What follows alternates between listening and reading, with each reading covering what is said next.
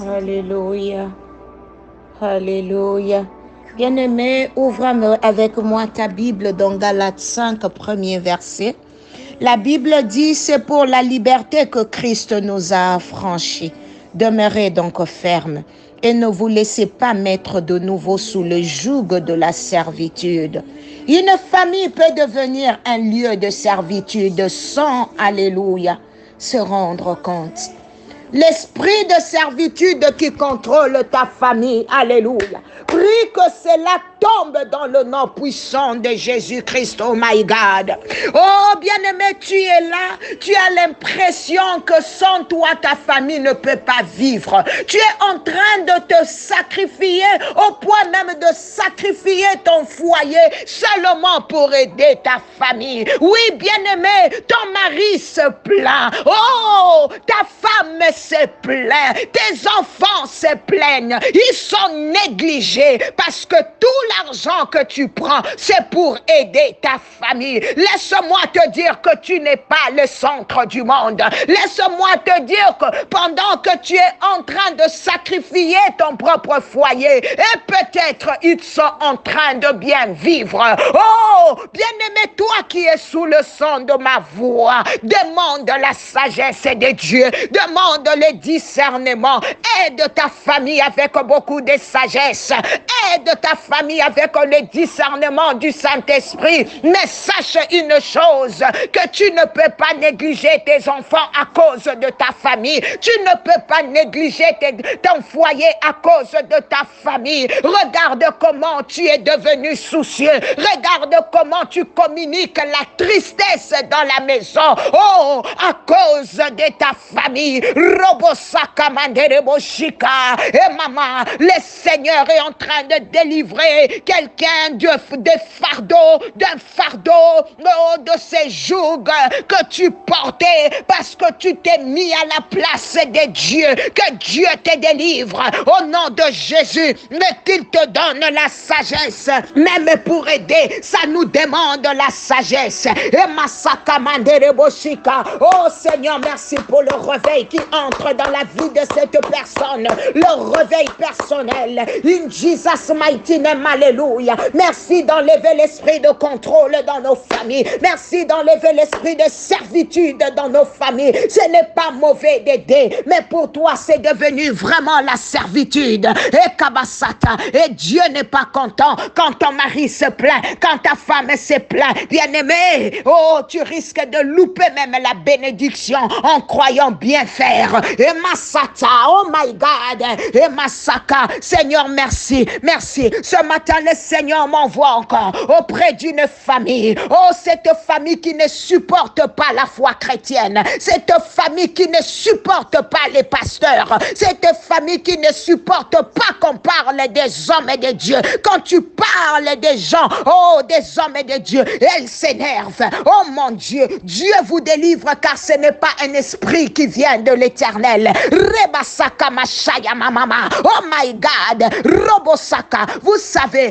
avoir un pasteur de famille, c'est comme avoir un docteur de famille, un homme qui vous soutient dans la prière, qui soutient votre foi. J'encourage une famille ce matin. Priez afin que Dieu vous révèle votre pasteur de famille, un serviteur qui vous accompagne dans la foi, qui vous supporte dans la foi. C'est vrai que beaucoup de gens aujourd'hui ont abusé de ces choses. Ils ont divisé les familles. Ils ont amené des zizanies dans les familles. Mais Dieu me dit, oh, priez. Il va vous révéler quelqu'un qui va vous accompagner, qui va vous soutenir dans la foi. Oh, une personne qui connaît votre dossier spirituel, comme un docteur de famille qui connaît votre dossier spirituel. Ne vous prostituez pas avec les hommes de Dieu. Ne vous prostituez pas avec, vous avez 1000 prophètes qui vous emmènent 1000 prophéties, 1000 pasteurs qui vous emmènent 1000 prédications. Dieu veut vous révéler un seul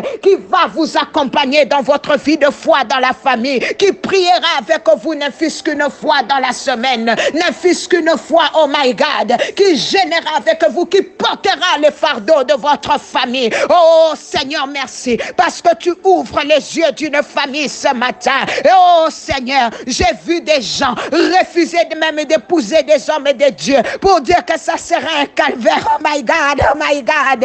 Robosaka, lorsqu'on les emmène influencés chrétien, la personne refuse. Oh my God, que Dieu nous aide. Oh Seigneur, alléluia. Oh Seigneur, nous prions pour le réveil, car le réveil ouvre l'esprit, le réveil ouvre les yeux. Alléluia.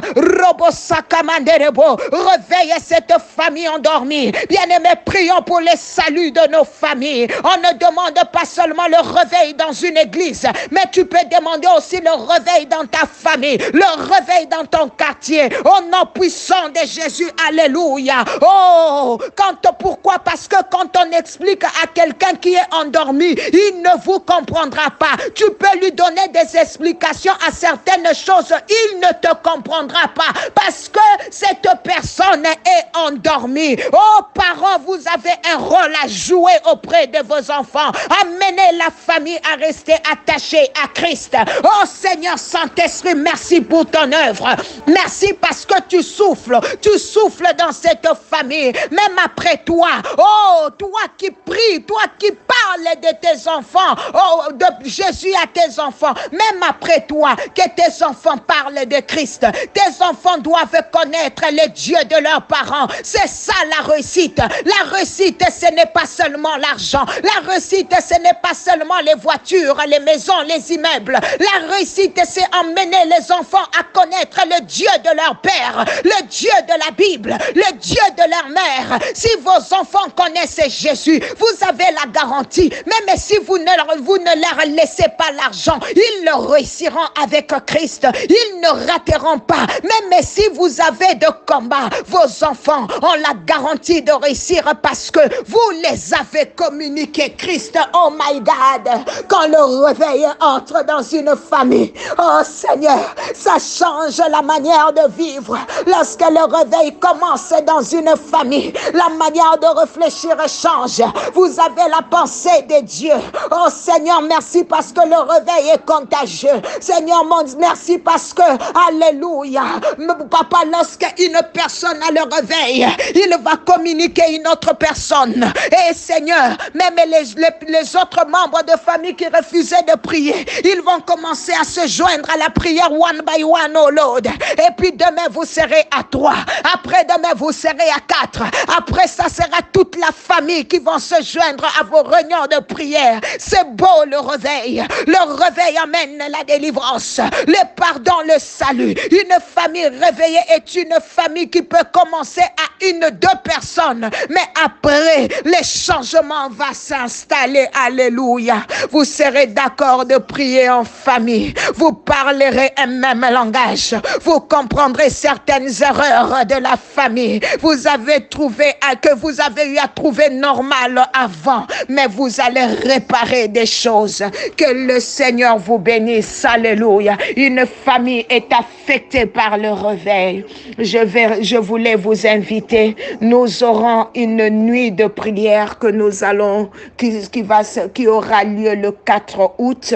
Alléluia. Alors tu es notre invité. Ça sera de minuit à 3 heures du matin où nous allons prier et briser les liens de famille. Je suis en train de parler, de prêcher sur les liens de famille et nous allons nous réunir ensemble le 4 août de minuit à 3 heures. Tous les détails vous seront affichés si peu. Nous aurons une affiche où on va mettre tout le détail. Bien-aimé, tu es le bienvenu et sache que nous, c'est 100% en ligne. Nos prières sont en ligne sur Zoom. Notre ID sera affiché. Tu es le bienvenu, tu es la bienvenue de te joindre à nous. Invite, les familles sont bénies, les familles sont délivrées par ces genres de nuits de prière que nous faisons, par ces genres de prières que nous faisons. Nous avons beaucoup de témoignages. Alors si tu as eu à rater les nuits de prière précédentes, cette fois-ci, ne rate